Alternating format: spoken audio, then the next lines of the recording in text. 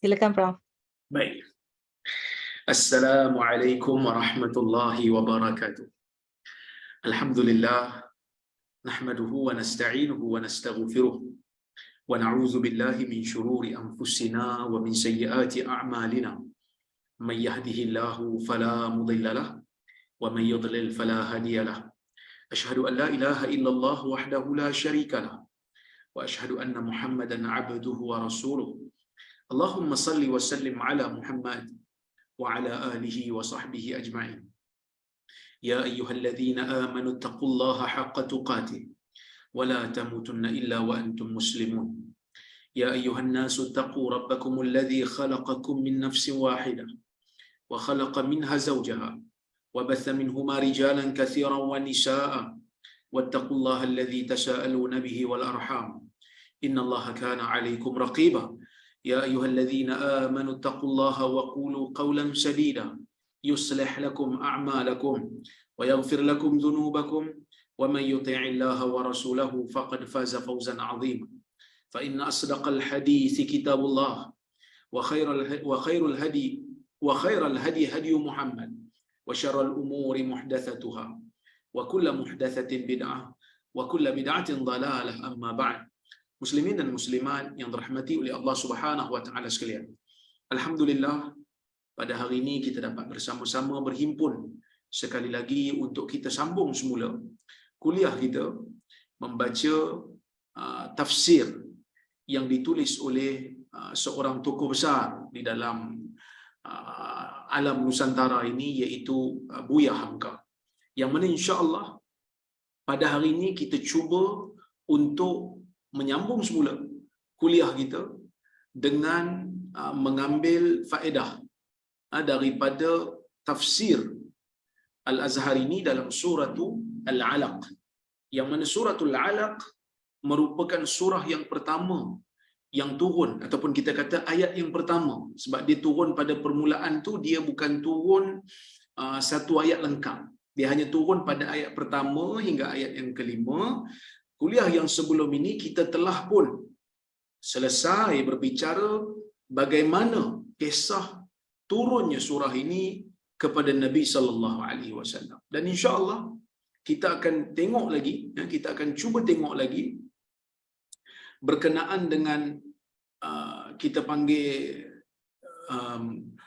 kandungan surah ini, apakah manfaat yang boleh kita ambil daripada surah yang Allah Subhanahu wa taala turunkan, yang mana 5 ayat yang pertama turun kepada Nabi SAW kali pertama di Gua Hira. Baik, Allah Subhanahu wa taala menyebutkan, ba'da a'udzu billahi minasyaitonir rajim, bismillahirrahmanirrahim, iqra bismi rabbikal ladzi khalaq, khalaqal insana min 'alaq. Kata Allah Subhanahu wa taala kepada nabinya Muhammad yang dibawa surah ini oleh Jibril buat pertama kali, Allah Ta'ala kata kepada nabinya, iqra bismi rabbikal ladzi khalaq, bacalah dengan nama Tuhanmu yang menciptakan. Para ulama berbincang tentang maksud iqra. Sedangkan Nabi sallallahu alaihi wasallam pada ketika itu adalah seorang yang tidak boleh membaca. Nabi tak boleh baca masa tu. Jadi kenapa Allah Subhanahu wa taala suruh Nabi baca sedangkan Nabi tak boleh baca? Maka di sini timbul perbahasan. Apakah maksud iqra itu? Pandangan yang pertama mengatakan iqra itu dengan makna Jibril datang membawa lembaran dan Jibril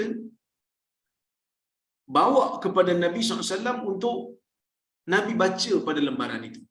Cuma riwayatnya tidak begitu kuat. Jibril bawa lembaran kepada Nabi sallallahu alaihi wasallam dan Jibril mengatakan baca ini. Sebab itu Nabi jawab, ma ana biqari, aku bukan seorang pembaca. Aku bukan seorang pembaca. Ada yang kata iqra dengan makna ittabi', ikut saya. Seperti mana kita ajar anak mengaji, kita kata mari baca bersama saya. Mari baca bersama ibu, mari baca bersama ayah. Baca tu dengan kata mengikut. Jibril akan baca melalui lisan dan diikuti oleh Nabi sallallahu alaihi wasallam. Dan bila Allah Subhanahu wa taala kata iqra bismi rabbik, bacalah dengan nama Tuhanmu. Di sini bila kata dengan nama Tuhan, baca dengan nama Tuhan, maksudnya membaca itu ialah bacaan surah. Bacaan surah yang Allah Subhanahu wa taala turunkan. Bacaan ayat yang Allah Subhanahu wa taala turunkan. Ia merupakan satu isyarat kepada orang Islam bahawasanya orang Islam apabila nak hidup di atas muka dunia ni, tidak boleh mereka mengabaikan Al-Quran. Tidak boleh mereka berhenti daripada mengambil manfaat daripada Al-Quran. Kerana Al-Quran merupakan kitab yang Allah Subhanahu wa taala turunkan sebagai kita panggil kitab panduan. Sebagai kitab yang menjadi panduan kepada manusia yang mesti diambil manfaat oleh manusia sepanjang zaman. Sibuk macam mana kita ni, jangan terlepas. Jangan terlepas daripada apa yang kita panggil sebagai mengambil manfaat daripada Al-Quran. Jadi Al-Quran merupakan kitab yang sangat-sangat penting yang mesti diambil manfaat. Di dalam Al-Quran tu sendiri terdapat cerita, terdapat kisah, yang mana kisah itu boleh untuk kita ni ambil manfaat daripadanya. Dalam Al-Quran itu ada pengajaran, ada ajaran apa yang kita panggil sebagai pengajaran yang boleh diambil dari sudut akidahnya, dari sudut fiqahnya, dari sudut adab dan akhlaknya. Maka Allah Subhanahu wa taala mengingatkan kepada kita semua melalui surah yang pertama turun ni, Iqra, baca Al-Quran. Jangan tinggal Al-Quran. Bismi rabbik, dengan nama Tuhan. Dengan nama Tuhan ni apa makna? Dengan nama Tuhan ni maknanya ialah ada 3 pandangan. Ada yang kata makna yang pertama, bacalah Al-Quran itu dengan memulakan bacaan dengan menyebut nama Allah Subhanahu wa taala. Sebab itu bila kita nak baca Quran, kita baca bismillah. Nak baca surah, kita baca bismillah.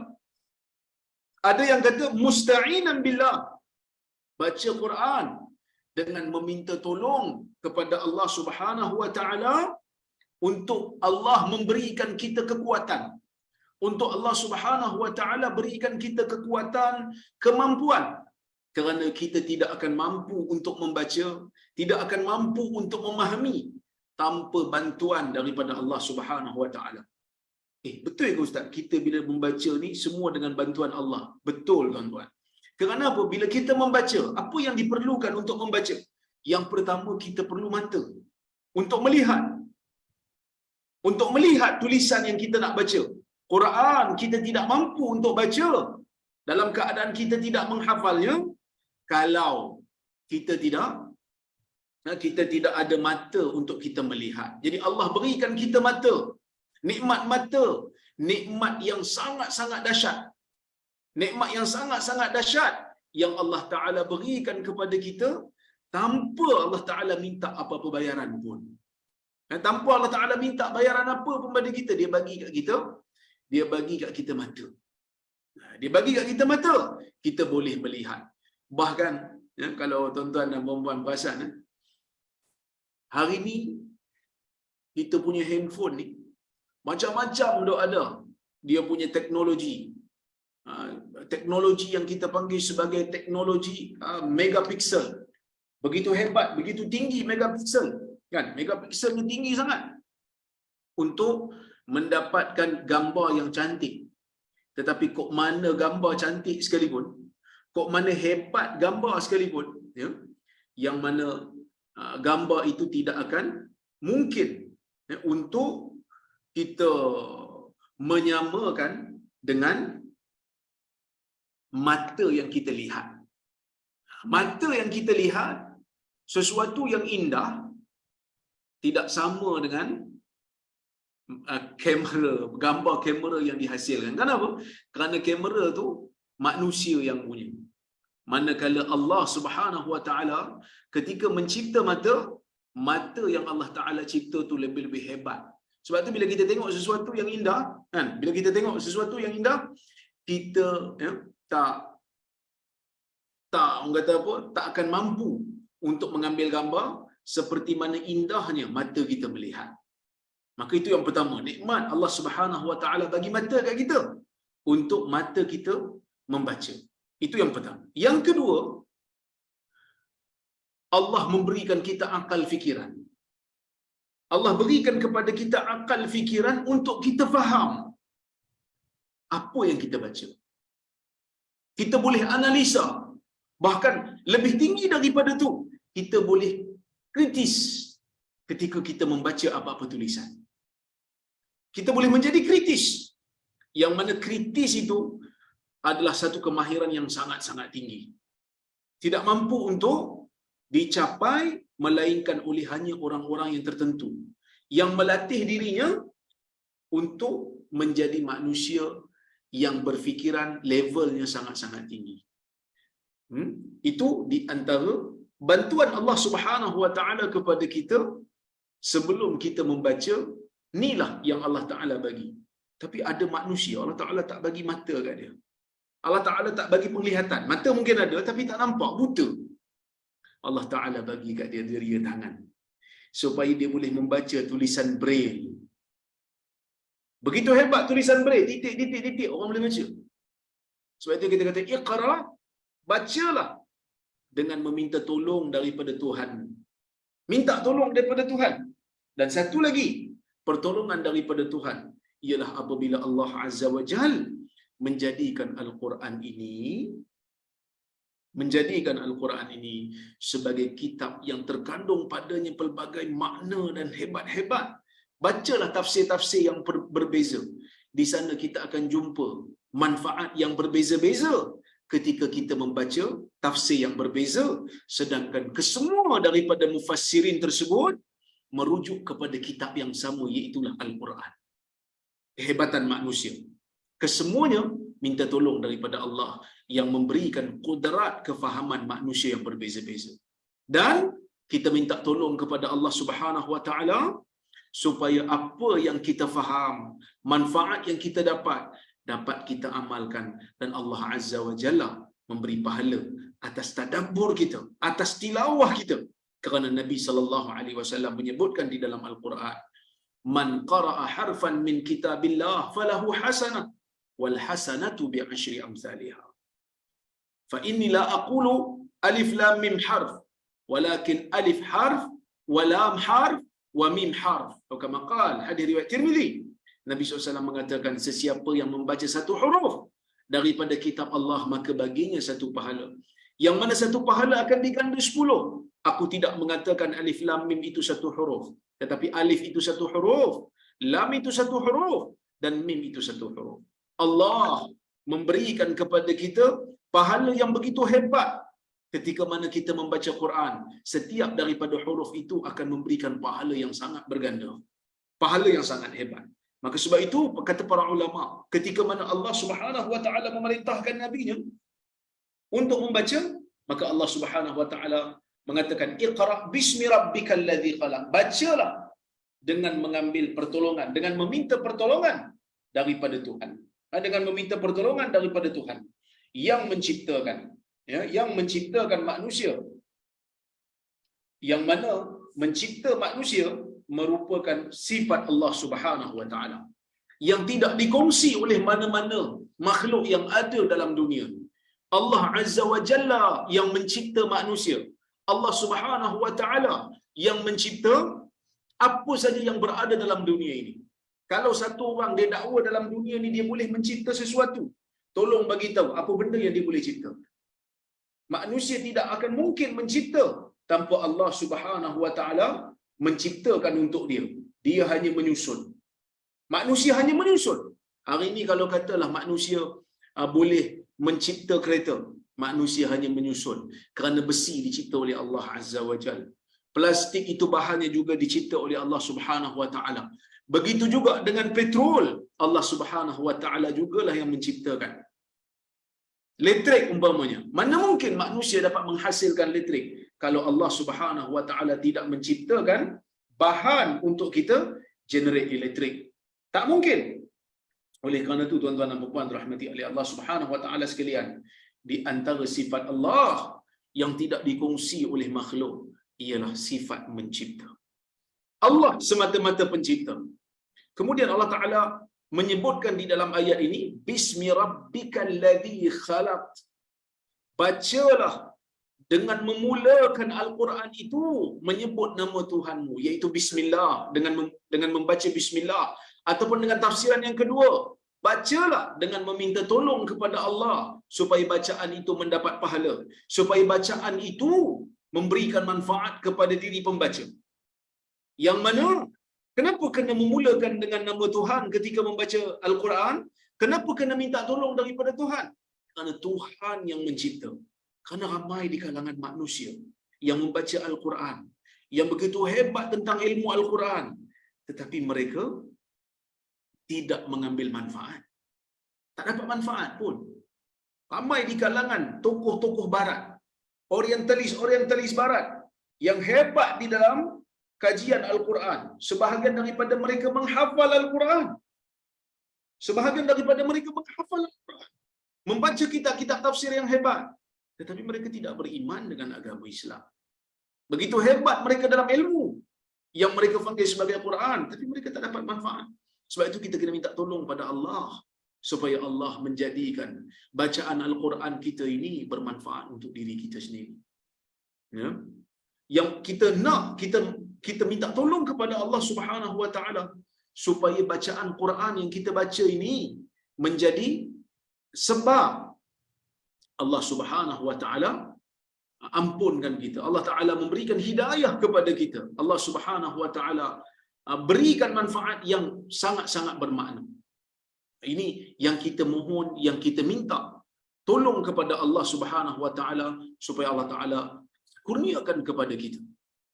Yang mana Allah Subhanahu Wa Taala tak bagi kepada kita panggil apa, kita, Allah Taala tak bagi pada semua. Allah Taala bagi hanya orang-orang yang tertentu saja. Sebab itu Allah Subhanahu Wa Taala kata apa?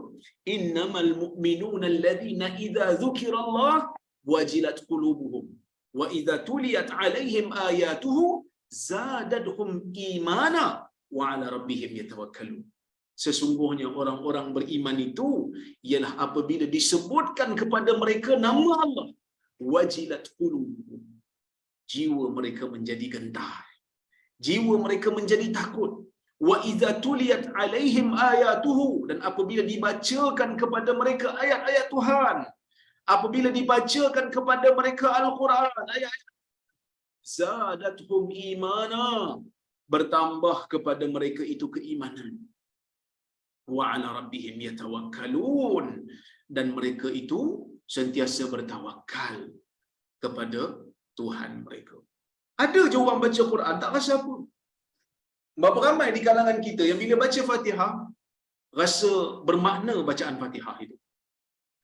Berapa ramai di kalangan kita yang bila dibacakan Fatihah kepada dia, ataupun dia sendiri baca Fatihah di dalam surah, dalam solat dia, dia rasa bermanfaat Fatihah itu. Berapa ramai? Kan? Ada yang rasa tak ada apa pun baca Fatihah, biasa je. Tapi ada orang bila baca Fatihah pada dia, dia rasa keagungan ayat, dia rasa kehebatan ayat dalam surah Fatihah. Ini satu kehebatan yang Allah Subhanahu Wa Taala berikan hanya pada orang-orang yang tertentu. Yang kita minta tolong pada Allah, kita nak nikmat ini. Kita nak nikmat yang Allah Subhanahu Wa Taala bagi pada orang-orang yang beriman ini. Jadi Allah ini Maha Pencipta. Allah ini Maha Berkuasa. Jadi baca dengan nama Tuhanmu yang menciptakan. Baca Quran itu bila sebut Rabb, Bismi rabbikal ladzi khalaq, dengan nama Rabb. Rabb bermaksud pencipta. Rabb bermaksud pentadbir. Sebab itu dalam akidah Islam kita ni, sebahagian ulama membahagikan tafsir kepada 3 bentuk ataupun 3 cabang. Ada yang dipanggil sebagai tauhidur rububiyah, ada yang dipanggil sebagai tauhidul uluhiyah, ada yang dipanggil sebagai tauhidul asma was sifat. Tauhidur rububiyah, tauhid rububiyah ialah tauhid kepercayaan bahawasanya Allah Azza wa Jal adalah satu-satunya Tuhan yang mencipta, adalah satu-satunya Tuhan yang mentadbir, adalah satu-satunya Tuhan yang menjaga alam ini, adalah satu-satunya Tuhan yang berkuasa di dalam alam ini. Tak ada siapa lagi yang mampu untuk mentadbir, untuk menguasai, untuk mencipta, untuk memberi, untuk menarik, melainkan hanyalah Allah Subhanahu wa taala. Dan kebanyakan manusia, apa saja agama yang mereka anuti, kebanyakan daripada mereka percaya bahawasanya di dalam dunia ini ada satu Tuhan yang mencipta, yang berkuasa, yang memberi, yang boleh menarik semula apa yang diberi. Sebab itu dalam Al-Quran banyak ayat-ayat isyarat-isyarat dalam Quran yang menunjukkan orang-orang yang tidak beriman kepada Nabi Muhammad sallallahu alaihi wasallam, sebenarnya mereka bukan tak percaya bahawasanya Tuhan itu ada, tetapi mereka mensyirikkan Allah Subhanahu wa taala. Sebab itu Allah Subhanahu wa taala berfirman di dalam Al-Quran, wala in sa'altahum man khalaqas samawati wal arda la yaqulunna Allah. Wahai Muhammad, kalau kamu tanya mereka, sesiapa yang menciptakan langit dan bumi, ya, sesiapa yang menciptakan langit dan bumi, kalau kau tanya mereka, yakni orang-orang yang tidak beriman, mereka akan kata Allah. Mereka akan kata Allah yang mencipta. Jadi apa masalah sebenarnya orang Quraisy ni? Masalah orang Quraisy ni bukan tak percaya Allah, bukan tak percaya Allah wujud. Masalah mereka sembah Allah, dan dalam masa yang sama mereka bermasalah dari sudut tauhidul uluhiyah. Tauhid uluhiyah apa dia? Mengesakan Allah dalam pengibadatan, mengesakan Allah dalam ibadah.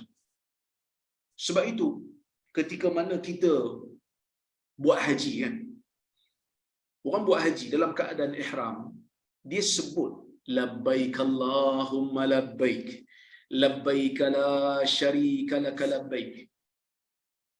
Ya, kami sahut seruanmu ya Allah, kami sahut seruanmu, seruan yang tidak ada sekutu bagimu. Maksudnya kita mengaku pada Allah Subhanahu wa taala, kita hanya mengesakan Allah dalam peribadatan. Kita tidak salat melainkan hanyalah untuk Allah. Kita tidak melaksanakan haji melainkan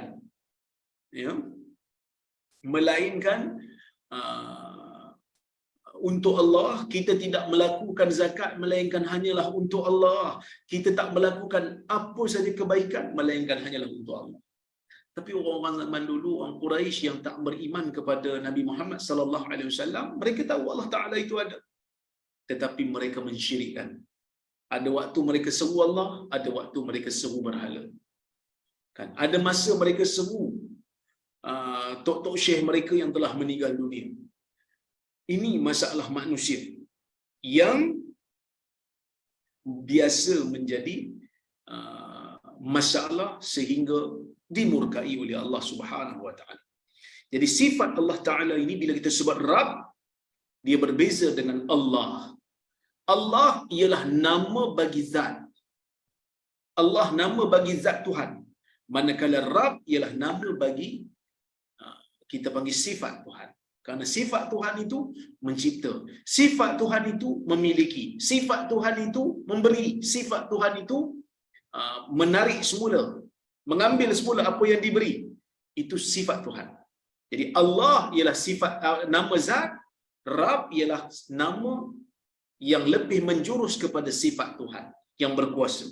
Jadi kenapa tak disebut Iqra bismillah? Kenapa disebut Iqra bismi Rabb? Kerana manusia ini dia memerlukan sesuatu alasan untuk dia melakukan sesuatu. Manusia memerlukan sesuatu alasan untuk dia buat sesuatu. Kenapa kau makan ni, Mat? Sebab lapar. Kenapa kau jalan cepat ni, Mat? Sebab dah lambat. Dia kata. Kenapa kau jalan slow sangat ni, Mat? Sebab penat. Kenapa kau makan banyak, Mat? Sebab lapar. Kenapa kau makan sikit, Mat? Sebab kenyang. Manusia ini memerlukan sesuatu alasan untuk buat sesuatu. Jadi bila mana manusia nak sembah Allah, mereka secara tabiinya memerlukan alasan. Kenapa saya kena sembah Tuhan ni? Kenapa saya perlu tunduk pada Tuhan ni? Allah Subhanahu wa taala memberikan alasan, memberikan sebab, memberikan faktor kenapa manusia ini perlu untuk sembah Tuhan dia.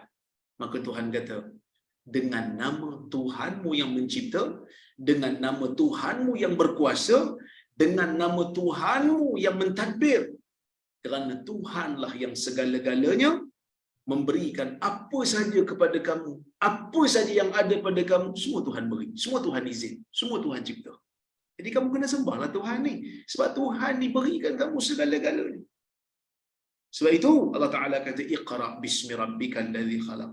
Baca Quran, minta tolong pada Tuhan, taat kepada Tuhan, sembah Tuhan yang menciptakan kamu.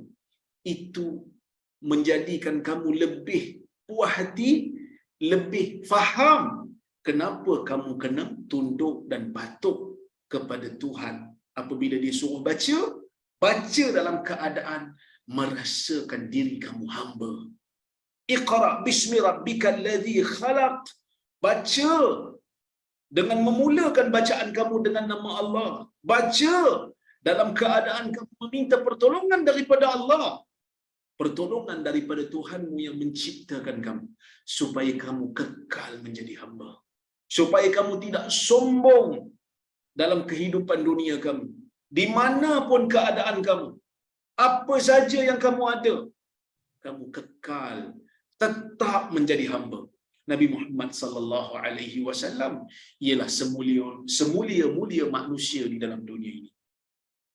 Tetapi kekal Nabi Muhammad sallallahu alaihi wasallam itu bersifat dengan sifat hamba. Nabi sallallahu alaihi wasallam tidak pernah menganggap dirinya sebagai raja yang sombong. Nabi Muhammad sallallahu alaihi wasallam selepas kejayaan demi kejayaan, setelah dia berjaya menggentarkan dan menakutkan Rom dalam peperangan, sehingga dalam peperangan Tabuk Rom gentar dan tak bertempur pun dengan Nabi sallallahu alaihi wasallam, Nabi tak pernah merasakan dirinya adalah orang yang sombong.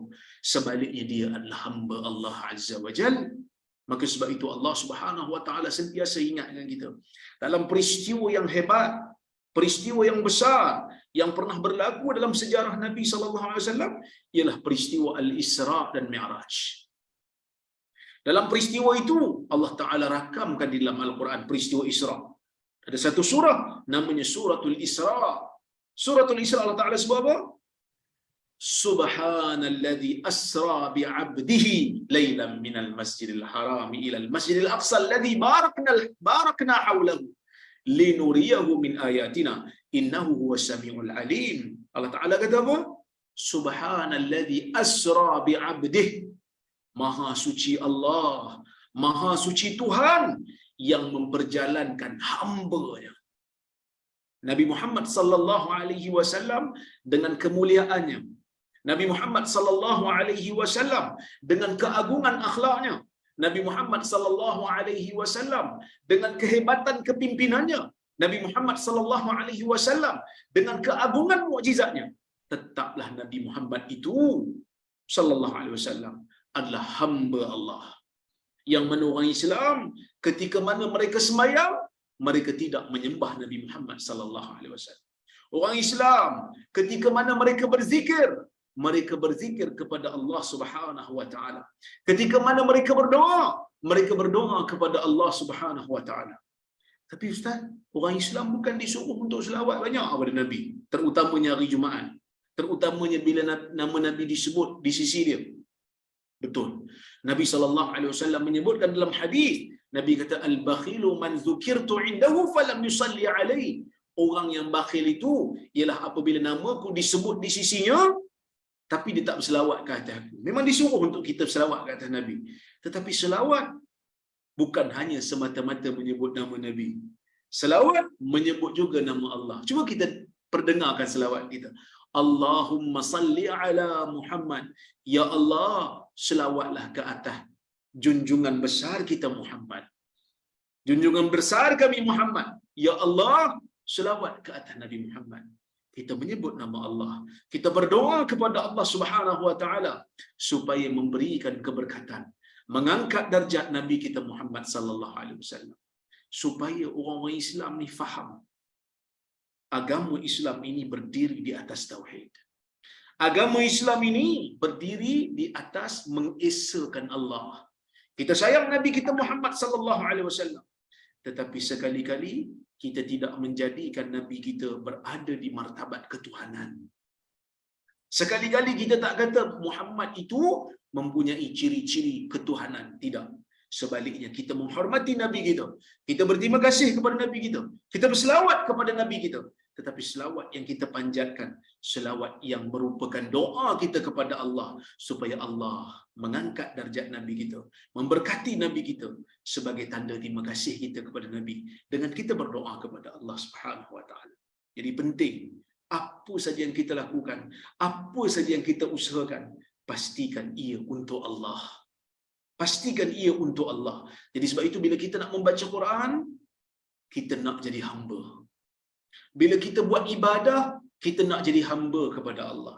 Bila kita buat apa pun dalam dunia ni, kita nak kekal sebagai hamba. Jadi sebab itu Allah Subhanahu Wa Taala arahkan kita untuk mentadabbur Al-Quran.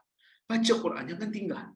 Kerana apabila kita duduk dalam dunia ni, kadang-kadang dunia ni menjadikan kita lupa pada Tuhan. Menjadikan kita dengan nikmat yang pelbagai yang kita ada, dengan kuasa sedikit yang Tuhan bagi, mungkin kita akan jadi sombong. Jadi refer Quran, baca Quran, tengok kekuasaan Tuhan, tengok kebesaran Tuhan, kita akan kekal menjadi hamba. Baca Quran dan fahami Quran dan tadabbur Quran. Kemudian Allah Ta'ala kata lagi dalam Al-Quran, Iqra' bismi rabbikal ladzi khalaq, khalaqal insana min 'alaq. Yang menciptakan manusia daripada alaq. Yang menciptakan manusia daripada alaq. Saya telah huraikan dalam kuliah yang lepas, Allah menciptakan manusia itu daripada alaq. Apa itu alaq? Alaq dalam bahasa Arab bermakna sesuatu yang tergantung. Sesuatu yang tergantung. Itu alaq. Kenapa tergantung? Kerana memang betul keadaan janin di dalam perut ibunya adalah tergantung. Tali pusat manusia, tali pusat janin dalam perut bersambung dengan plasenta, bersambung dengan plasenta, dan plasenta itu terlekat di bahagian atas dinding rahim. Maka sebab itu dipanggil manusia itu dicipta oleh Allah dalam keadaan tergantung. Sebab itu ada dalam ilmu hadis dipanggil mu'allaq, hadis mu'allaq. Hadis mu'allaq ini hadis yang tergantung. Sanad dia terputus daripada pangkal. Seolah-olah macam hadis daripada Nabi, hujung dia terputus, maka dia nampak macam tergantung. Jadi tuan-tuan dan puan-puan dirahmati oleh Allah Subhanahu Wa Taala sekalian, dikatakan sebagai tergantung. Itu makna yang pertama. Makna yang kedua, min alaq. Alaq itu bermaksud sesuatu yang tersekat. Sesuatu yang tersekat. Maka Allah Subhanahu Wa Taala menciptakan manusia daripada keadaan yang tersekat. Tersekat apa? Tersekat darahnya. Kerana pada peringkat awal janin, darah tak berfungsi, darah tak berjalan. Tapi hari ini Allah Ta'ala besarkan manusia itu, kembangkan jasadnya sehingga darah mengalir keseluruhan badan dia. Darah dia mengalir daripada jantung dia dipam sehingga darah tu dibawa ke seluruh jasad kita. Pembuluh darah yang kecil-kecil pun Allah Ta'ala cipta supaya darah boleh masuk. Ada juga yang kata alaq dengan makna lintah. Tuan-tuan, itu saya pesan dulu kan dalam kuliah yang lepas. Tuan-tuan type leech, L-E-E-C-H, dan embryo. Tuan-tuan akan tengok persamaan di antara janin yang berada dalam perut ibu dia pada peringkat awal mengandung, sama seperti bentuk lintah panjang. Kemudian sama dari sudut bentuk satu, yang kedua sama dari sudut sifat, kerana lintah dia melekat pada badan haiwan, dia hisap darah. Janin dia melekat pada rahim ibunya dan dia menghisap zat daripada plasenta. Yang ketiga, dari sudut sifat tempat tinggalnya, yang mana janin tempat tinggalnya ialah rahim yang dipenuhi dengan air ketuban, sama seperti lintah yang hidup di dalam air lombong ataupun air paya, maka sama. Allah Ta'ala sebut ayat ni 1400 tahun yang dulu. Dan hari ini sains membuktikan ayat ini betul. Ayat ini tepat daripada 3 sudut. Dari sudut makna bahasa perkataan alam, tiga-tiga tepat. Tergantung, tersekat dan seperti lintah. Dan bentuk lintah tu pun tepat dengan keadaan janin di peringkat awal, dari sudut bentuknya, dari sudut sifatnya, dan dari sudut tempat tinggalnya. Subhanallah, ini merupakan mukjizat saintifik yang terdapat di dalam Al-Quran. Khalaqal insana min alaq. Allah Ta'ala nak bagi tahu pada manusia kuasa Allah yang menciptakan manusia daripada bentuk lintah yang tak ada nampak pun macam manusia. Tak ada nampak pun macam manusia. Tapi Allah Ta'ala mampu menciptakan manusia daripada bentuk yang pelik. Bahkan guru saya, Syekh Syaraf Al-Qudah, dia mengatakan bentuk janin peringkat awal ni, dia sama je. Binatang punya janin dengan manusia punya janin sama. Ya. Kemudian Allah akan bezakan dia pada peringkat berikutnya. Jadi sebab itu, ini merupakan suatu kuasa Tuhan. Alladhi khalaqaka fasawwaka wa sawwaka fa'adalak. Yang fa'adalak. Dialah Tuhan yang menciptakan kamu. Kemudian dia menjadikan kamu itu lurus dan dia menjadikan kamu itu seimbang. Ya. Alladhi khalaqaka fasawwaka fa'adalak. Dialah Tuhan yang menciptakan kamu.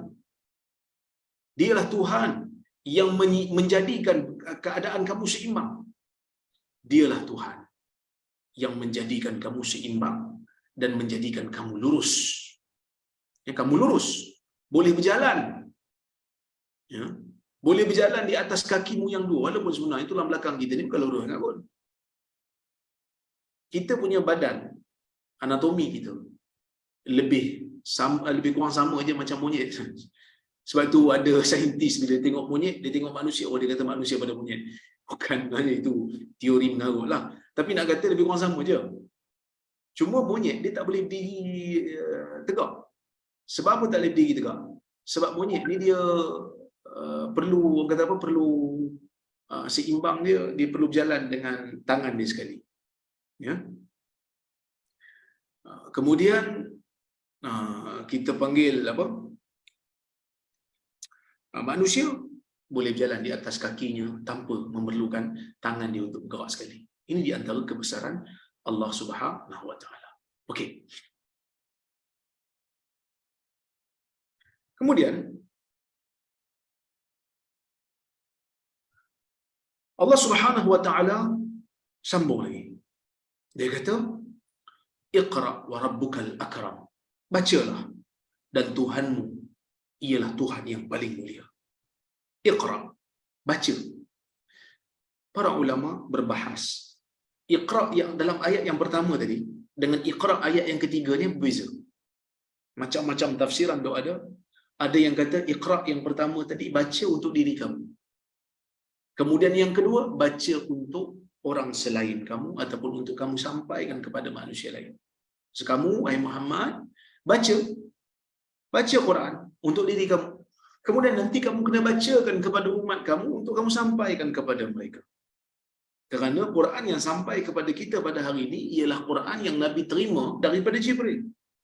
Jibril membacakan ayat-ayat Quran daripada Allah kepada Nabi Muhammad SAW. Kemudian Nabi membacakan Quran ini kepada kita, kepada sahabat, dan sahabat membacakan kepada anak muridnya sehinggalah kepada kita hari ini. Jadi Quran yang kita baca hari ini ialah Quran yang ada di zaman Nabi SAW. Quran kita pada hari ini sama seperti mana Quran yang ada di zaman para sahabat. Inilah keistimewaan agama Islam yang Allah Subhanahu wa taala pelihara ayat, pelihara surah-surahnya, pelihara kandungan di dalam. Inna nahnu nazzalna dzikra wa inna lahu lahafizun. Sesungguhnya kami yang menurunkan Al-Quran dan sesungguhnya kamilah yang akan memeliharanya. Kamilah yang akan memeliharanya. Allah Ta'ala pelihara Quran. Dia tak seperti kitab Bible yang ditulis selepas daripada zaman Nabi Isa alaihi salam. Quran ini mempunyai sanad. Sampai ke hari ini sanad tu ada. Orang-orang yang belajar Quran, yang belajar qiraat, mereka ambil sanad-sanad Quran. Yang mana Quran itu dipelihara oleh Allah dengan sanadnya. Takkan siapa pun boleh tambah ataupun mengurangkan mana-mana ayat di dalam Quran. Tak boleh. Kerana Allah Ta'ala pelihara. Iqra, bacakan wahai Muhammad. Bacalah wahai Muhammad Quran itu untuk diri kamu. Dan baca juga Quran ini kepada orang selain kamu, iaitu untuk kamu menyampaikan pula kepada umat. Ada juga yang kata baca yang pertama tu untuk belajar. Baca untuk kamu belajar, memahami apa itu isi kandungan Quran. Arahan bacaan yang kedua untuk mengajarkan pula kepada orang lain. Ada juga yang kata baca Quran ni di dalam solat kamu wahai Muhammad, dan bacakan juga yang kedua ni, bacakan di luar solat. Jadi saya nampak tafsiran pertama dan kedua tu lebih tepatlah, iaitu baca untuk faham, kemudian bacakan pula untuk ajar. Baca untuk diri sendiri, kemudian baca pula untuk umat. Kerana inilah tugas Nabi SAW, menyampaikan agama kepada umat. Sebab Nabi SAW ni di peringkat awal kenabian, waktu mula-mula terima wahyu daripada Jibril, Nabi suka menggerak-gerakkan mulutnya sebelum Jibril habis baca. Dan perkara ini diceritakan oleh Ibn Abbas kepada kita. Ibn Abbas cerita balik. Kata Ibn Abbas, kana Nabi sallallahu alaihi wasallam yu'aliju min at-tanzil shiddah. Nabi Muhammad SAW kata Ibn Abbas, ketika mana bertemu dengan Jibril, Jibril bacakan kepada dia wahyu Quran, Nabi mengalami kesukaran. Fakana mimma yuharriku syafatayhi. Nabi suka menggerak-gerakkan dua bibirnya. Sebelum Jibril habis baca, dia baca. Sebelum Jibril habis baca, dia baca.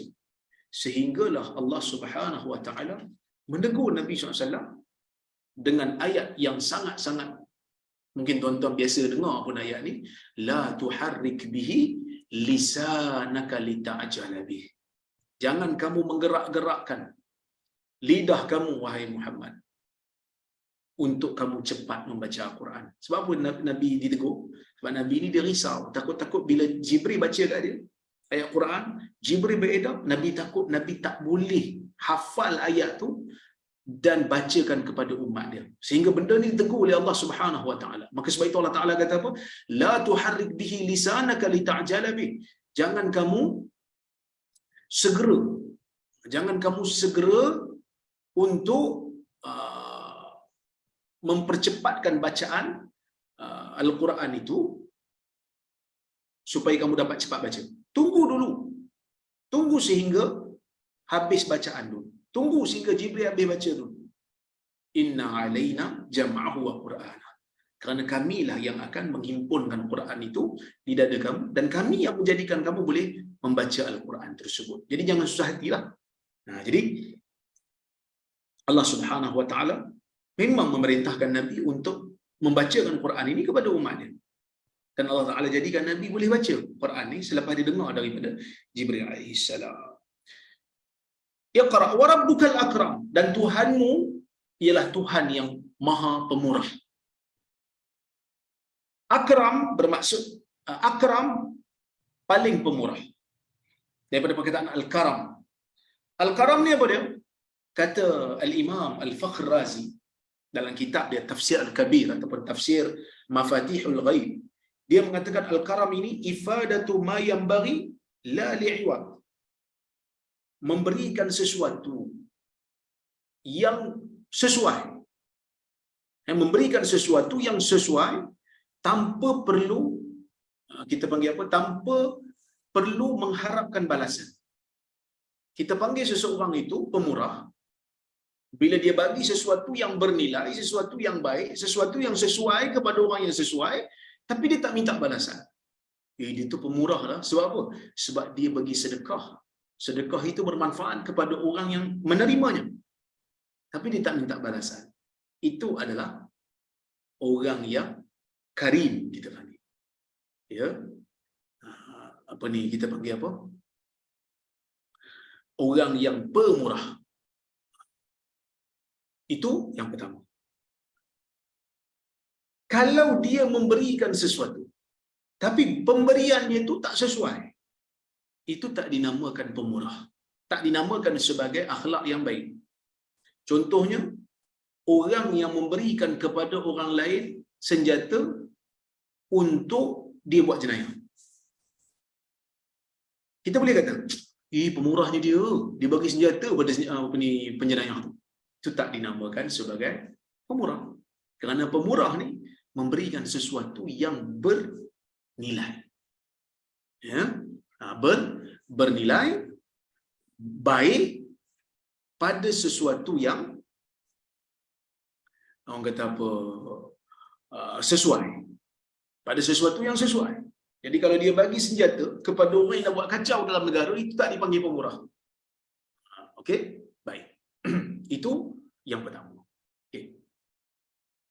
Jadi Allah Subhanahu Wa Taala memberi sesuatu, bukan memberi sesuatu, memberi setiap sesuatu kepada manusia tanpa mengharapkan balasan.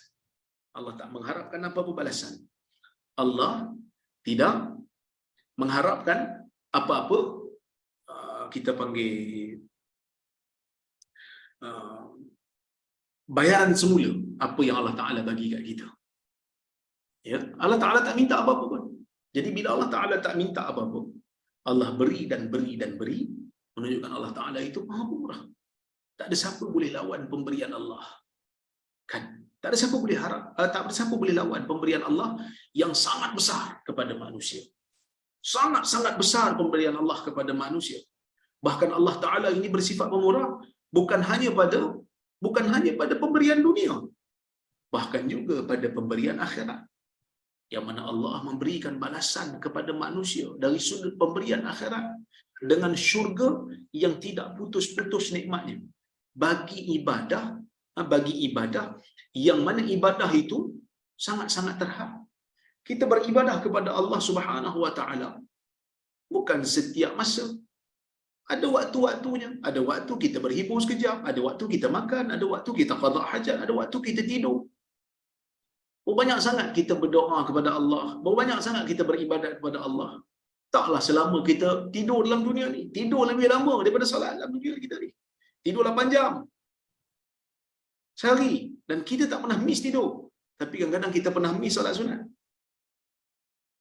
Tapi tetap Allah Ta'ala memberikan syurga kepada orang yang beriman, yang mana nikmatnya tidak putus-putus. Bacalah wahai Muhammad, Tuhanmu paling mulia. Allah ciptakan kamu tanpa kamu memberi apa-apa bayaran pada Allah. Allah memberikan nikmat kepada kamu tanpa kamu membayar apa-apa pada Allah. Allah Ta'ala memelihara kamu tanpa Allah meminta apa-apa balasan ataupun habuan kepada Allah Subhanahu Wa Ta'ala. Jadi tuan-tuan dan puan-puan rahmati oleh Allah Subhanahu Wa Ta'ala sekalian, ini merupakan di antara perkara yang menunjukkan bahawasanya manusia ini sentiasa mengharapkan Allah. Allah Ta'ala mengampunkan insan tanpa meminta apa-apa bayaran. Allah Subhanahu Wa Ta'ala memberikan nikmat kepada insan tanpa dia memberikan apa-apa bayaran. Sebab tu dulu saya pernah sebut, di antara nikmat yang terbesar yang Allah Ta'ala bagi pada kita ialah makan sedap. Dapat makan sedap. Makan sedap ni tuan-tuan, nikmat besar. Siapa yang pernah kena COVID dia tahu. Masa COVID mengganas dulu, saya pernah kena. Hilang deria rasa. Hilang deria rasa. Makan tak rasa pedas. Padahal tu dah pedas gila dah tu. Makan tak rasa pedas. Saya kata pasal apa tak pedas sampai kat Afidah isteri saya. Dia kata dah pedas dah tu. Dia kata tak rasa. Tapi esok bila masuk toilet terasa pedasnya. Kan bila kita buang air pun pedih bahagian-bahagian yang tertentu kan, nak kata pedasnya, tapi mulut tak rasa. Nikmat hilang seketika. Makan menangis. Makan kita rasa menangis. Besarnya nikmat Allah Subhanahu Wa Ta'ala yang kadang-kadang kita rasa tak hargai. Kenapa? Kerana dia sentiasa ada pada kita. Bila benda sentiasa ada pada kita ni, kita tak rasa menghargainya. Kita tak rasa berharga jadi. Sehingga bila dia hilang, barulah kita rasa nikmat. Barulah kita rasa seronoknya dalam keadaan tersebut. Jadi tuan-tuan dan puan-puan rahmati Allah sekalian, Allah Ta'ala itu Tuhan yang maha mulia. Bila dia memberikan pahala, dia memberikan pahala yang berganda. Bila dia beri pahala, pahala yang berganda. Bila dia berikan dosa, dosa tidak berganda. Dosa hanya apa yang kita lakukan, sekadar kita lakukan, itulah dosa kita. Tapi kalau pahala, berganda-ganda dia bagi. Itu iqra wa rabbukal akram. Tuhan ialah Tuhan yang paling mulia.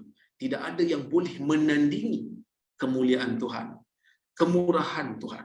Kita panggil bukan kemurahan Tuhan, kita panggil sepemurahnya Tuhan, yang maha pemurah. Pemurahnya Tuhan itu tidak ada siapa yang boleh menandinginya. Allah Subhanahu wa taala bukan hanya memberi nikmat. Dalam dunia ini bukan hanya Allah Taala beri nikmat kepada orang mukmin. Allah juga memberi nikmat kepada orang yang kafir, yang hidupnya sekali pun tidak pernah meletakkan dahinya untuk bersujud kepada Allah Subhanahu wa taala. Tetapi nikmat yang Allah Taala bagi pada dia mungkin melebihi nikmat yang Allah Taala bagi kepada hamba-Nya yang mukmin. Kuasa yang Allah Taala beri kepada sebahagian manusia yang tak beriman kepadanya, yang tak pernah meletakkan dahi untuk sujud membesarkannya, mungkin lebih banyak daripada kuasa yang Allah Ta'ala bagi pada hamba-Nya yang mukmin. Allah Maha Pemurah, memberikan kenikmatan kepada makhluk, memberikan kenikmatan kepada insan dalam dunia ni, walaupun dia tak pernah menyembah Allah, walaupun sekali dia tak pernah puji Allah, walaupun sekali dia tak pernah letakkan dahinya untuk bersujud kepada Allah. Sebaliknya sebahagian yang lain mungkin menyembah satu benda yang tak ada kena-mengena dengan hidupnya. Pergi sembah batu, pergi sembah berhala yang tak pernah beri apa-apa untuk dia. Allah Ta'ala tetap memberikan nikmat. Tapi janji Allah Ta'ala akan azab mereka-mereka yang melakukan syirik kepadanya dan mati di atas syirik. Baik. Itu ayat yang ketiga. Kemudian Allah Subhanahu wa taala menyambung lagi. Ya, Allah Subhanahu wa taala mengatakan di dalam surah ini pada ayat yang keempat, allazi 'allama bil qalam. Tuhan yang sangat-sangat mulia yang mengajar manusia dengan qalam. Qalam ni ada dua tafsiran. Ada yang kata qalam ni dengan makna qalam yang ada di Lauh Mahfuz yang menulis setiap takdir daripada awal sehingga ke akhir. Itu benda-benda gaib. Allah mengajarkan manusia ilmu yang berguna kepada mereka. Ya, Allah Subhanahu wa taala ajarkan kepada manusia di sana adanya takdir yang kita kena terima. Ada benda yang Allah Subhanahu wa taala bagi tahu, tetapi kebanyakannya Allah Taala simpan pada ilmunya. Hanya dia saja yang tahu. Ada juga yang kata qalam itu dengan makna pena. Allah mengajarkan manusia tentang ilmu melalui pena, melalui pen, melalui tulisan. Bahkan saya kata tuan-tuan, tulisan yang Allah Ta'ala ciptakan dan berikan kepada kita merupakan satu nikmat yang di antara nikmat yang terbesar. Kenapa saya kata begitu? Tulisan ni nikmat terbesar. Kenapa? Kerana setiap orang Allah Ta'ala gerakkan untuk menulis dengan bahasa tertentu yang boleh difahami oleh kaum dia. Saya boleh menulis di dinding Facebook saya, di dalam buku saya, di dalam Instagram saya dengan bahasa Melayu. Tuan-tuan juga orang Melayu, tuan-tuan boleh baca tulisan saya. Nikmat Allah Ta'ala beri tulisan. Boleh kita share idea kita melalui tulisan. Selain daripada lisan. Kerana lisan ada limit. Perlu platform untuk kita sampaikan suara. Hari ini kita terpaksa duduk satu masa. Duduk depan skrin ramai-ramai, boleh dengar saya punya suara. Kita panggil apa? Suara melalui Zoom. Ataupun mungkin tuan-tuan dengar rakaman. Jadi perlu modul medium rakaman. Tapi tulisan lebih mudah. Kita tulis di atas lembaran ataupun tulis di media sosial, orang boleh baca. Saya tidur, tuan-tuan boleh baca. Ya, saya tidur tuan-tuan boleh baca.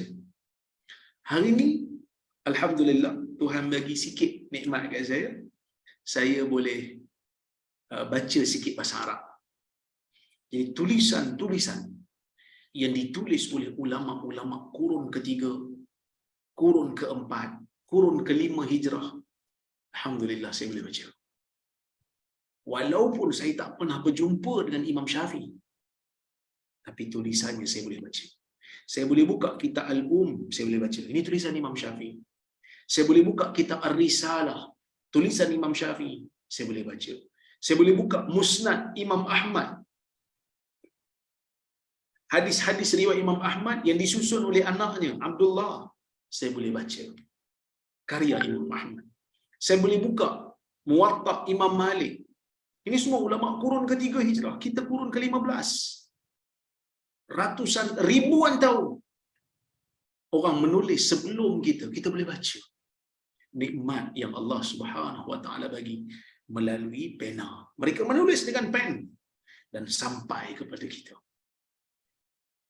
Kita boleh baca tulisan-tulisan ulama-ulama besar selagi mana kita menguasai bahasa mereka. Ya, kita menguasai bahasa mereka, kita boleh baca tulisan mereka. Bahkan kita boleh berkongsi idea kita dengan orang lain melalui tulisan. Melalui tulisan. Bahkan tulisan menyebabkan pahala kita akan berterusan. Pahala kita akan berterusan selagi mana yang kita tulis itu bermanfaat. Selagi mana dimanfaatkan oleh umat, umat membacanya, umat mengambil manfaat daripadanya, kita akan mendapat pahala yang besar di sisi Allah Subhanahu Wa Taala, dan pahala itu berterusan. Hari ini kalau saya baca kitab Imam Syafi'i, kitab Risalah ke, kitab ke, Imam Syafi'i pastinya mendapat ganjaran besar di sisi Allah Azza wa Jalla kerana menulis sesuatu yang bermanfaat untuk umat. Walaupun manusia yang hina seperti saya, tapi saya mengambil manfaat daripada ilmu Imam Syafi'i. Imam Syafi'i mendapat pahala yang besar. Sebab apa? Sebab tulisan saja. Walaupun dia dah meninggal dunia, dia tak boleh nak bercakap lah untuk kita dengar. Tapi dia menulis sesuatu yang kekal sehingga ke hari ini. Jadi tulis, tuan-tuan, sesuatu yang bermanfaat. Tulis. Sebab tu media sosial, dia boleh jadi positif, dia boleh jadi negatif. Pastikan media sosial yang kita gunakan, media sosial yang memberikan pahala yang berterusan kepada kita walaupun setelah kita mati. Kerana orang akan membaca tulisan kita, mengambil manfaat daripada tulisan kita. Tapi ustaz, saya bukan ustaz, saya bukan ustazah. Tak semestinya. Apa saja yang bermanfaat, selagi mana ia bermanfaat, simple macam mana pun, ilmu, walaupun hanya sekadar mengingatkan orang tentang zikir. Hari ini dah zikir pada Tuhan belum? Hari ini dah selawat pada Nabi ke belum? Zikir itu sudah memadai untuk mengingatkan, untuk mengingatkan orang tentang zikir. Itu sudah memadai untuk menjadikan kita mendapat pahala. Mungkin ada 5-6 orang mendapat manfaat. Itu pun cukup untuk kita mendapat sesuatu yang bernilai selepas kita mati. Jadi sebab itu, tuan-tuan, jadikan media sosial ini sebagai ruang untuk kita menambah pahala, bukan ruang untuk kita menambah dosa. Sebab kadang-kadang orang menggunakan media sosial, menggunakan channel YouTube, menggunakan Facebook, menggunakan Instagram untuk menyebarkan fitnah pada orang lain, untuk menyebarkan tuduhan-tuduhan palsu pada orang lain. Ini semua bahaya. Kenapa? Selagi mana orang tengok, mungkin kita akan generate income. Kita buat isu. Demi konten, kita tuduh orang itu, kita tuduh orang ini, kita fitnah orang itu, kita fitnah orang ini atas satu benda yang dia tak buat. Kita bangga, oh, orang tengok channel aku, 40,000 orang tengok. Orang tengok channel aku berpuluh-puluh ribu, ratusan ribu atas fitnah yang kita buat. Mungkin kita terlepas dalam hukuman dunia ni. Sebab orang yang kita fitnah, orang yang kita tuduh, malas nak dakwa kita dalam mahkamah kerana isu-isu apa ni, naik turun mahkamah ni bukan satu benda yang semua orang mampu buat ataupun semua orang sanggup buat. Kita ada kerja lain. Kita sibuk dengan dakwah, mungkin orang tak mau ambil tindakan pada kita. Tapi ingat, Allah Subhanahu Wa Taala sekali-kali tidak pernah melupakan apa yang kita lakukan. Wala tahsabannallaha ghafilan amma ya'malu zalimun. Jangan sekali-kali kamu ingat Allah Ta'ala leka. Jangan sekali-kali kamu ingat Allah Ta'ala lalai atas apa yang dilakukan oleh orang-orang yang zalim. Innama yu'akhiruhum liyaumin tashkhasu fihi al-absar. Tetapi Allah Ta'ala sengaja memberikan penangguhan kepada mereka pada hari di mana mata-mata dibeliakkan oleh Allah Subhanahu Wa Ta'ala. Jadi, jadikan media sosial kita ini sebagai ruang, sebagai peluang untuk kita tambahkan pahala. Bukan untuk tambahkan dosa. Bukan untuk jadikan dosa berangkai yang tidak tamat-tamat. Tuan-tuan bayangkan, kalau kita buat satu benda di media sosial, fitnah orang, kemudian orang tu meninggal dunia dalam keadaan kita tak sempat minta maaf, dan kita pula meninggal dalam keadaan kita tak sempat nak padam. Selagi mana kita hidup, selagi mana orang tengok dan orang percaya atas fitnah yang kita buat, selagi itulah kita akan menerima dosa daripada Allah Subhanahu Wa Taala. Tuan-tuan, jadikan diri kita jauh daripada diri. Doalah pada Allah supaya kita tak terlibat dengan benda-benda yang boleh menjahanamkan diri kita di akhirat. Jadi sebab itu,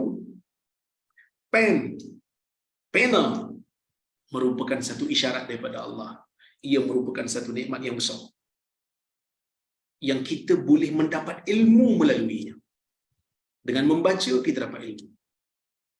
Selain daripada mendengar dan melihatlah, kita membaca. Bahkan mungkin ilmu daripada pembacaan kita mungkin lebih banyak bermanfaat untuk iman kita berbanding apa yang kita dapat melalui telinga kita ataupun mata kita.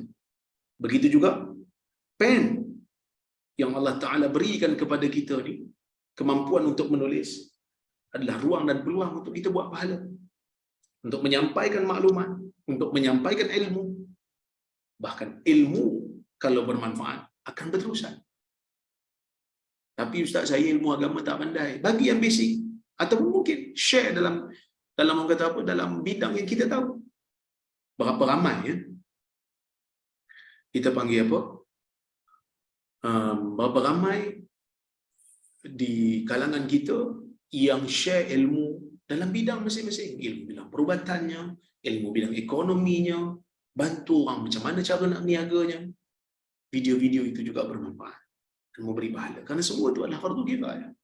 Jadi tuan-tuan dan puan-puan rahmati oleh Allah Subhanahu Wa Taala sekalian, ini benda yang kita kena syukuri, ya, yang kita kena syukuri, yang Allah Subhanahu Wa Taala sediakan kepada manusia. Allama bil qalam. Allah Taala tak bagi kemampuan menulis kepada haiwan. Allah Taala tak bagi. Haiwan macam mana gagah pun jasadnya, gajah soal. Gajah Allah Taala tak bagi kat dia kemampuan untuk menulis. Dia nak garu badan dia pun tak mampu gajah. Dia tak ada tangan. Walaupun belalai dia banyak, dia tak garu. Pernah tengok dekat zoo, gajah tengah garu badan? Apatah lagi menulis. Menulis tak boleh. Binatang tidak diberikan kemampuan untuk menulis. Walaupun jasadnya kuat, walaupun tenaganya hebat, tapi yang mampu untuk menulis adalah manusia. Jadi sebab itu penulisan ni merupakan salah satu daripada budaya orang Islam zaman dulu. Budaya orang Islam zaman dulu diceritakan ketika mana Mongol dan Tatar menyerang kota Baghdad. Mereka adalah kaum yang kita panggil apa, kaum gasar, kaum yang tidak ada tamadun ilmu yang kuat. Mereka hanya tahu membunuh saja. Mereka buang kitab-kitab yang ditulis oleh ulama-ulama Islam di Baghdad dalam sungai yang berada di Baghdad pada ketika itu, sehingga sungai menjadi hitam disebabkan dakwat-dakwat yang luntur daripada lembaran. Jadi sebab itu, pena adalah nikmat yang besar. Penulisan adalah nikmat yang besar untuk kita menjadikan pahala kita berterusan, untuk kita mendapatkan ilmu daripadanya, untuk kita amalkan. Jadi sebab itu tuan-tuan, ini kurnia Allah. Ya? Kemudian Allah Subhanahu Wa Taala berfirman lagi, allamal insana ma lam ya'lam. Baca untuk menjadikan diri kamu hamba. Baca untuk menjadikan diri kamu tunduk pada Allah. Baca untuk jadikan diri kamu berilmu. Baca untuk kamu mengambil manfaat supaya kamu boleh menulis semula, menyampaikan ilmu kepada orang lain. Ilmu yang bermanfaat untuk diri kamu. Kerana yang memberikan kamu ilmu adalah Allah. Kenapa Allah? Allah menjadikan kamu boleh membaca. Allah menjadikan kamu berotak. Allah menjadikan kamu berakal dan fikiran. Allah menjadikan kamu boleh memahami. Sebab ada kadang-kadang, ada waktu-waktu yang kadang-kadang bila saya baca kitab, saya kata penulis ni nak Nak masukkan apa ya? Dulu masa saya belajar, umur masa tu baru 17 tahun, 18 tahun.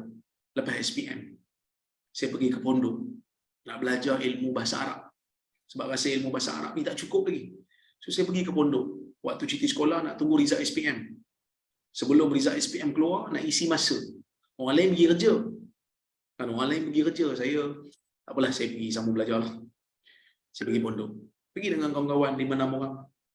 Pergi sempadan Thailand sana dekat Penggalang Hulu. Pergi pondok belajar. Bila belajar, bahasa, dia guna bahasa Hulu, bahasa Greek, bahasa Keruh, bahasa Penggalan Hulu. Sama macam bahasa lorak baling lah, yang kita tak biasa dengar. Maksudnya saya orang Ipoh kan, tak biasa dengar bahasa tu, lorak tu. Bila dia mengajar tu, ada kadang-kadang dia punya ayat-ayat yang saya tak faham. Apa? Tak faham. Orang yang mengajar saya tu dia kata, tak apa, tak faham tak apa. Kepahaman bukan datang daripada saya.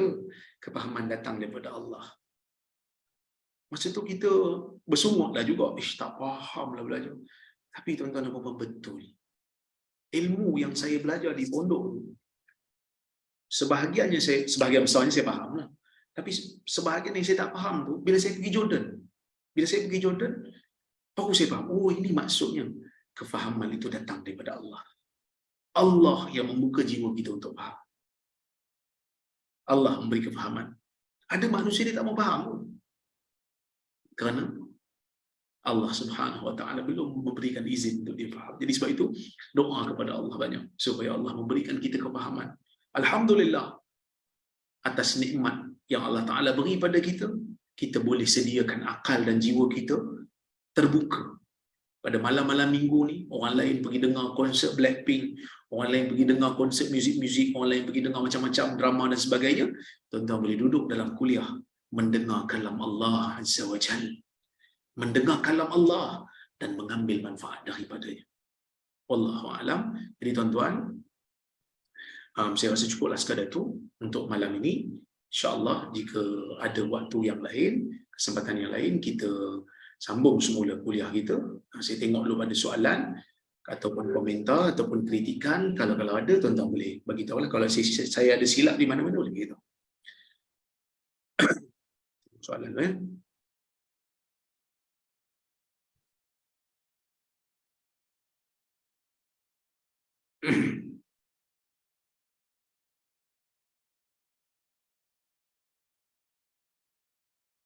Okey.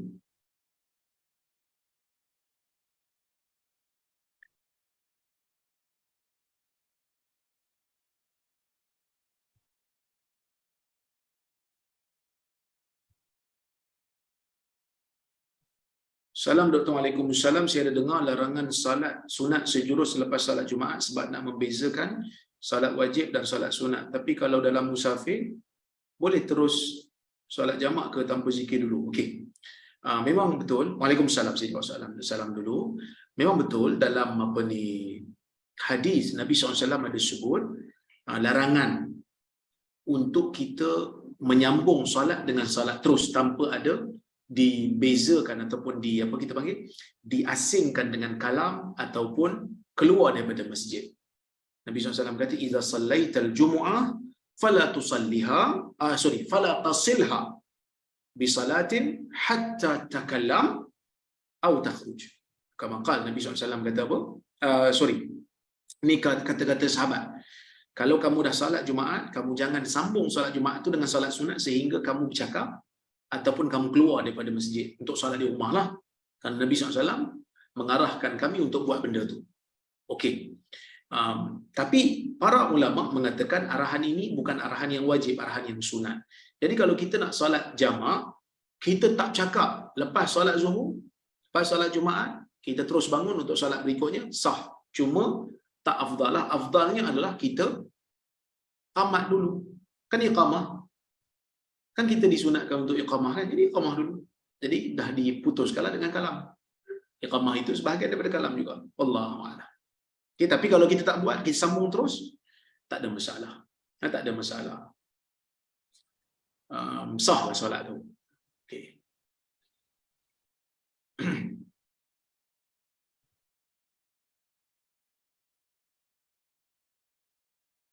Salam Ustaz, Waalaikumsalam. Adakah bid'ah amalan baca Yasin 3 kali beramai-ramai pada malam nisfu Syaban? Apa dalil yang digunakan oleh mereka yang mengharuskannya? Saya jawab Waalaikumsalam ya. Al-Imam atau Syekh Al-Qaradawi rahimahullah yang baru meninggal baru-baru ni, dia mengkritik perbuatan membaca Yasin 3 kali beramai-ramai pada malam nisfu Syaban dan dijadikan sebagai amalan rutin setiap tahun dilakukan kerana ia tidak ada petunjuk daripada Nabi SAW. Sebaliknya, apa yang ditunjukkan dalam hadis, ulama berbeza pendapat tentang status hadis malam nisfu Syaban tu. Sebahagiannya seperti Syekh Abdul Aziz At-Tarifi mengatakan tidak ada satu pun hadis yang sahih, tetapi sebahagian ulama mengatakan ada yang sahih, daripada ada yang hasan daripada kelebihan malam nisfu Syaban. Walau bagaimanapun tidak ada amalan yang khusus, tak ada amalan yang bentuk tertentu, tak ada. Setiap orang boleh beramal dengan apa saja yang mereka lakukan. Yang mereka yang mengharuskannya, mereka hanya berpegang kepada amalan baik apa salahnya lah. Itu saja. Tapi pendapat saya, tidak ada amalan yang khusus, bentuk yang khusus. Setiap orang boleh buat apa saja amalan pada malam itu tanpa mengatakan ini adalah sunnah, ini adalah dituntut. Jadi bila kita melakukan sesuatu berterusan dengan menganggap ada fadilat sedangkan tak ada dalil, maka kita masuk dalam bid'ah idhafiyah. Wallahu a'lam.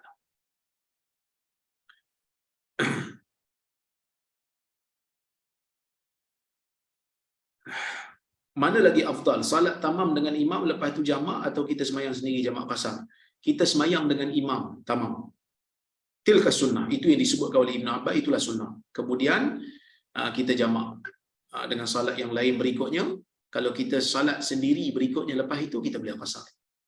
Kalau imam kita qasar. Tapi kalau imam kita tamam, kita kena tamam. Walaupun kita orang kata apa, masbuk. Bila kita ikut je imam yang tamam, kena tamam. Wallahu a'lam.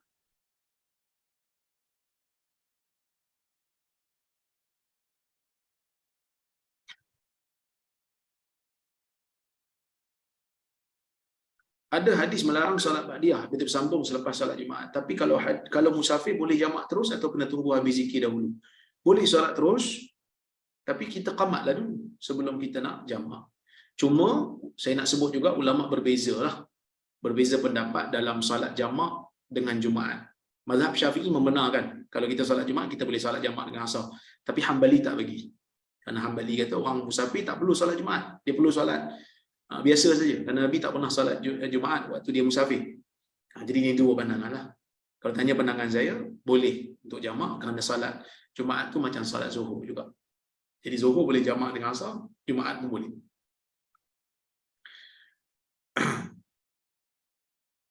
Assalamualaikum. Adakah benar terdapat alif tersembunyi sebelum kalimah bismillah? Bismillah tu ba sim mim tu asalnya ba alif sim mim sebab isim, daripada perkataan isim. So ba tu alif tu dibuang untuk meringkaskan.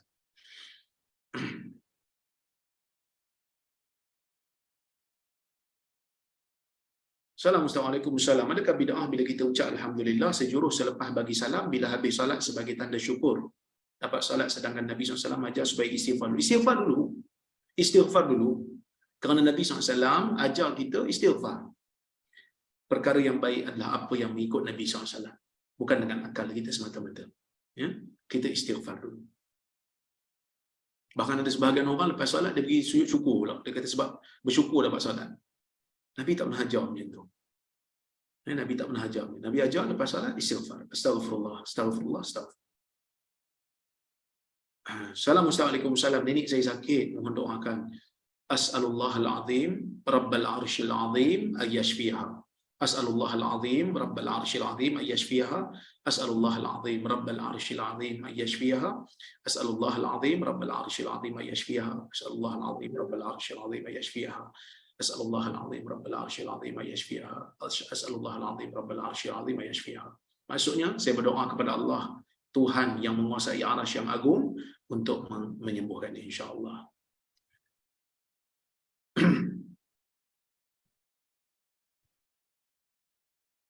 Assalamualaikum Dr. Waalaikumsalam. Lepas solat jemaah di masjid, lazimnya doa dan zikir dilakukan secara jemaah.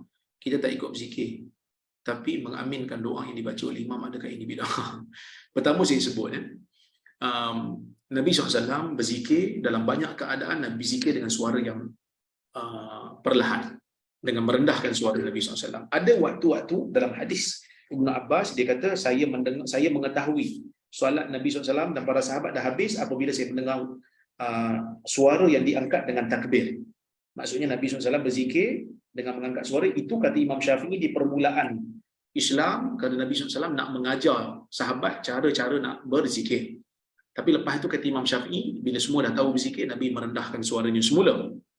Jadi kalau tanya kepada saya, memang seelok-eloknya kita rendahkan suara, kita perlahankan suara, kita rendahkan suara kita untuk berzikir, kerana mungkin ada orang yang masbuk dan sebagainya.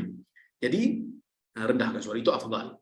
Tapi kalau imam berdoa lepas salat, doa ramai-ramai dengan satu suara, dengan satu imam, yang lain mengaminkan, hukum asalnya satu orang berdoa, orang lain mengaminkan, boleh asalnya.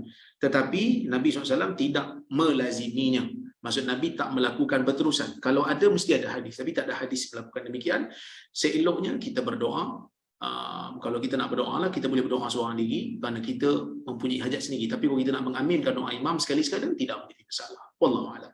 Okay, terima kasih banyak pada semua yang hadir pada malam ini. Saya ucapkan terima kasih banyak juga kepada tim Tafakuh Fiddin yang tak jemu-jemu menganjurkan kuliah kita. Moga Allah Ta'ala berkati mereka dan berkati kita semua, insya-Allah.